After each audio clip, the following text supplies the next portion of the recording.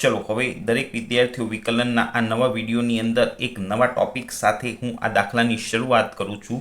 तो दरेक विद्यार्थीओ विभाग एफ नी अंदर दाखला नंबर 4 नी हूँ शरूआत करूँ छूँ, जे चोपड़ीना पाना नंबर 199 उपर छे। दाखला नंबर 4 नी हूँ रकम समजावुं ते पहला हूँ तमने एक नोंध शीखवाडुं अने एना अनुसंधानमां बे सूत्रों शीखवाडुं। तो जो मैं एक नोंध लखी छे कि ज्यारे दाखलामां एकथी वधारे विधेय आपेला होय त्यारे नीचे आपेला सूत्रोनो जरूरियात मुजब उपयोग करो। मैं आज नोंध लखी है ने ए नोंधना अनुसंधान में हवे आ दाखला नंबर 4 नी रकम है।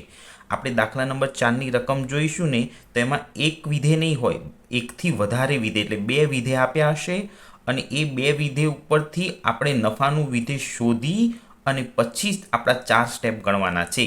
તો આ નોંધ બેટા યાદ રાખજો, એકથી વધારે વિધેય આપ્યા હોય તો તમારે આ બે સૂત્રોમાંથી જે જરૂર હોય ને એ સૂત્રનો ઉપયોગ કરવાનો।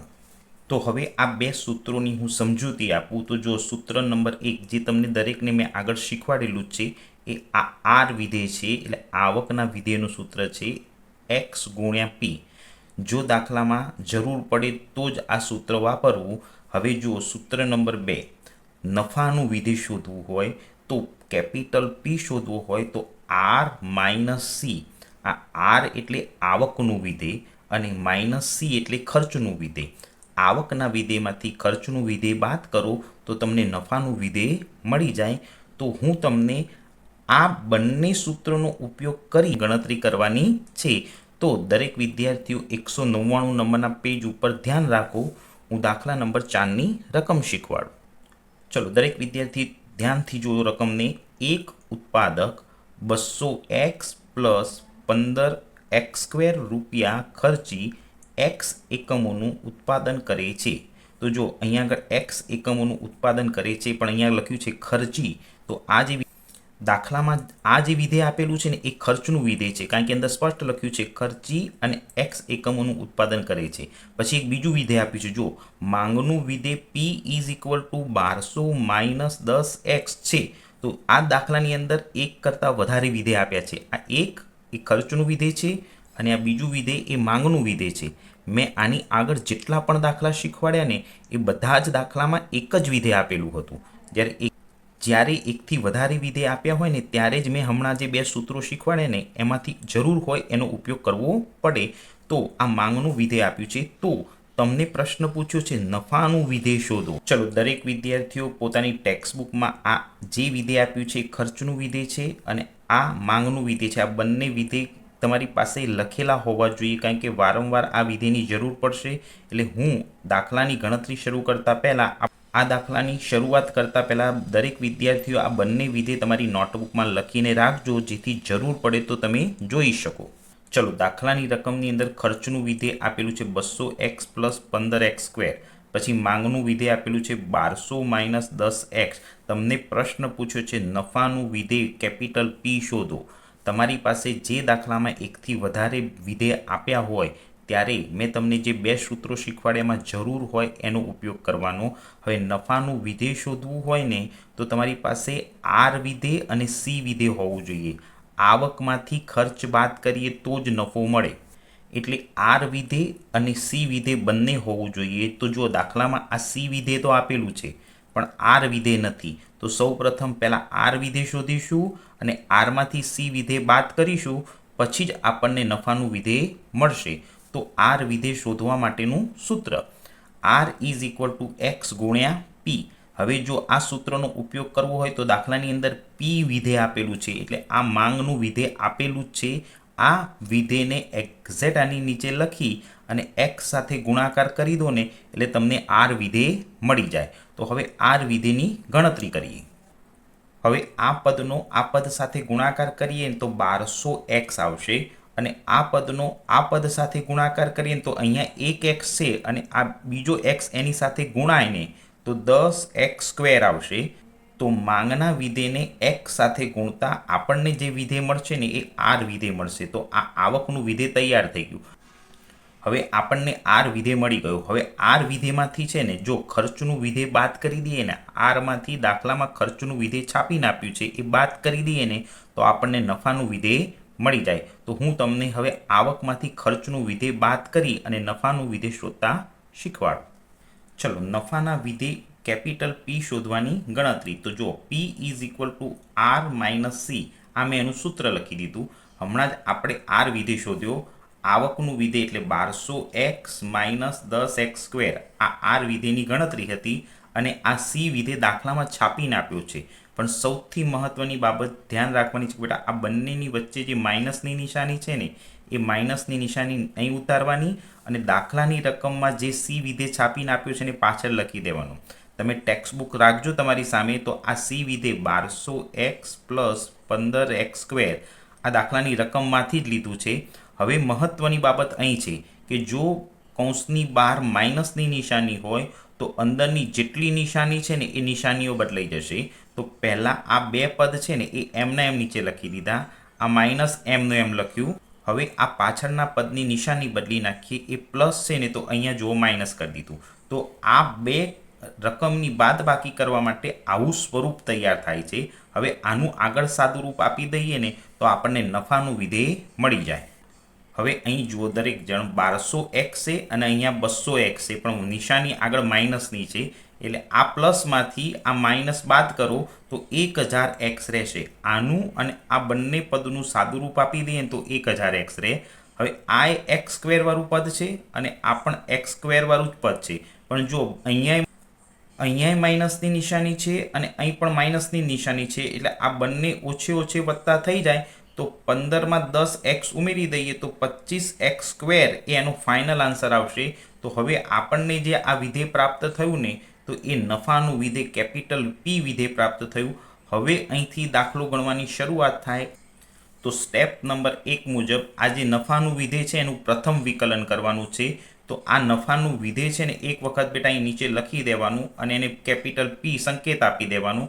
પછી એનું સૂત્ર લખવાનું ડીપી અપોન ડીએક્સ. અહીં પી હોય તો ડીપી અપોન ડીએક્સ. આનું પ્રથમ વિકલન કરવાનું છે.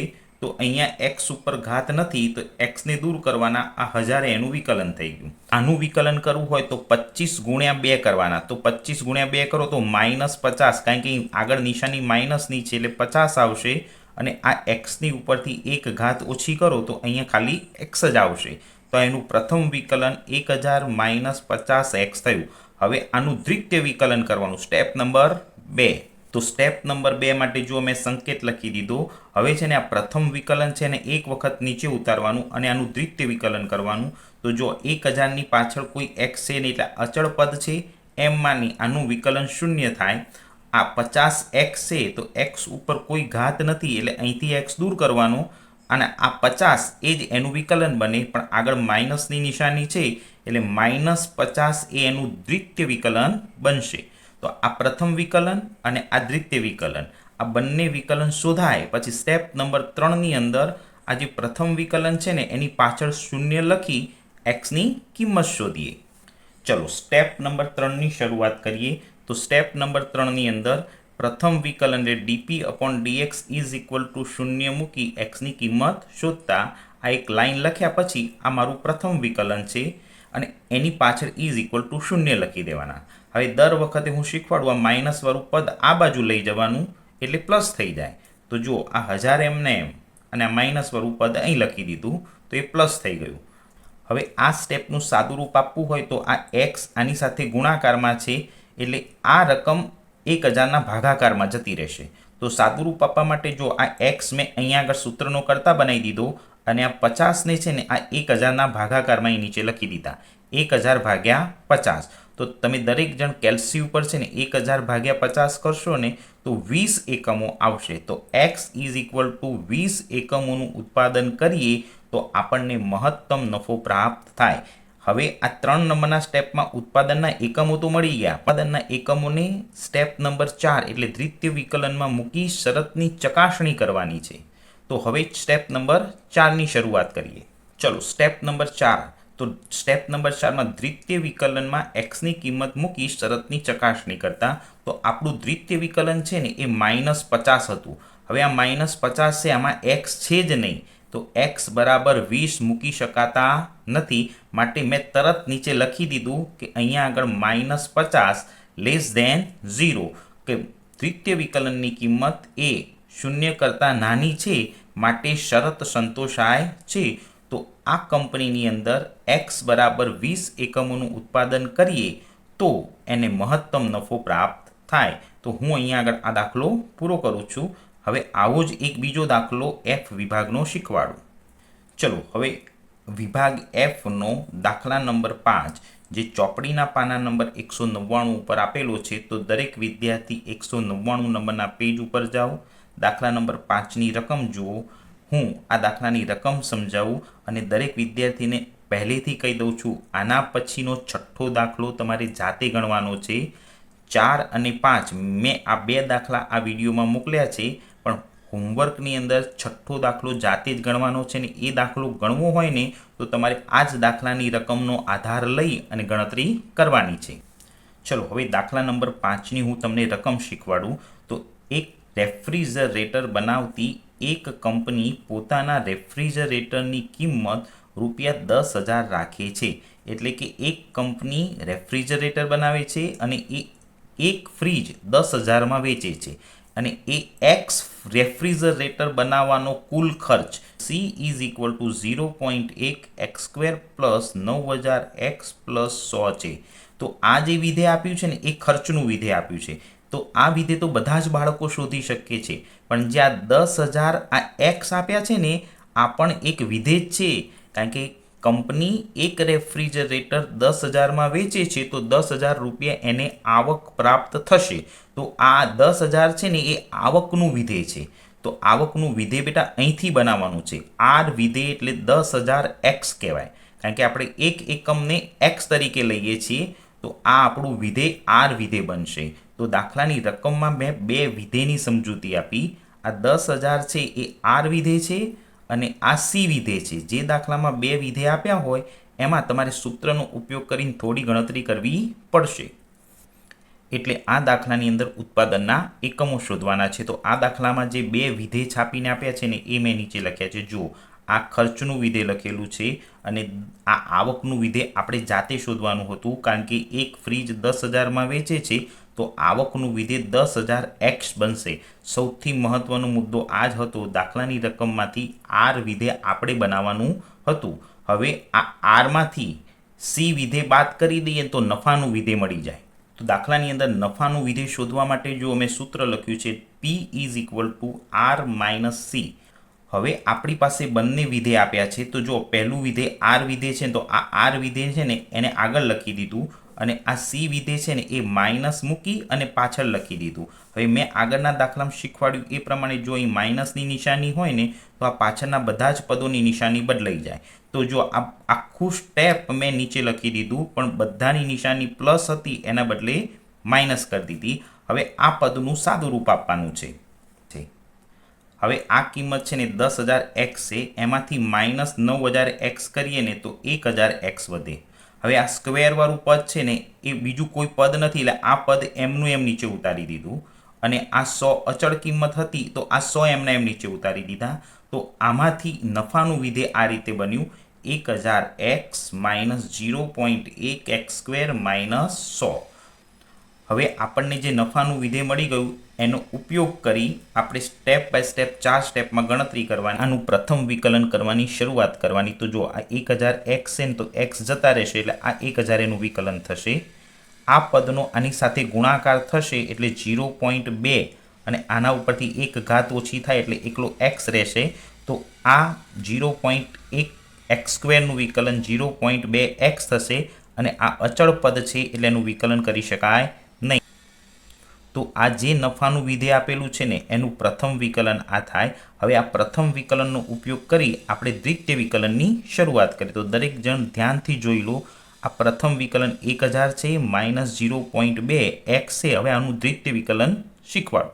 ચલો હવે સ્ટેપ નંબર 2ની અંદર દ્વિતીય વિકલનની શરૂઆત કરીએ. તો આનો સંકેત લખી અને આ જે પ્રથમ વિકલન લખ્યું છે ને આનું જ દ્વિતીય વિકલન શરૂ કરવાનું. તો આનું દ્વિતીય વિકલન કરીએ તો 1,000નું દ્વિતીય વિકલન 0 થશે. હવે અહીંયા -0.2x છે એટલે x ઉપર કોઈ ઘાત નથી એટલે અહીંથી xને દૂર કરવાનો અને આ -0.2 એ આપણું દ્વિતીય વિકલન બનશે. ચલો હવે સ્ટેપ નંબર 3માં જે પ્રથમ વિકલન હતું ને એમાં શૂન્ય મૂકી xની કિંમત શોધતા.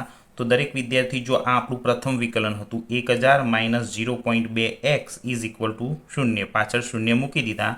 આ પદ માઇનસ છે તો બરાબરની આ બાજુ લાવી દીધું.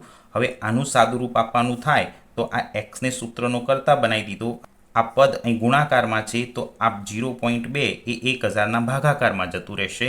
તો આ રીતે બનશે 1000 ભાગ્યા 0.2. આ સ્ટેપ વારંવાર આવે છે એટલે મેં ઝડપથી સમજાવી દીધું. તમારે શું કરવાનું કે આ xની કિંમત શોધવી હોય તો બેટા કેલ્સી ઉપર 1000 ભાગ્યા 0.2 કરો ને તો x is equal two 5000 refrigerator બનાવો ને તો તમારી કંપનીમાં મહત્તમ નફો થાય. તો આ ઉત્પાદનના એકમો આવી ગયા. હવે આ xની કિંમતને દ્વિતીય વિકલનમાં મૂકી અને શરતની ચકાસણી કરવાની. હવે જો સ્ટેપ નંબર 4 દ્વિતીય વિકલનમાં xની કિંમત મૂકી અને શરતની ચકાસણી કરતા. તો દ્વિતીય વિકલન આપણું -0.2 છે. આમાં x છે જ નહીં તો આ x બરાબર 5000 છે ને એ આમાં મૂકી શકાય તેમ નથી.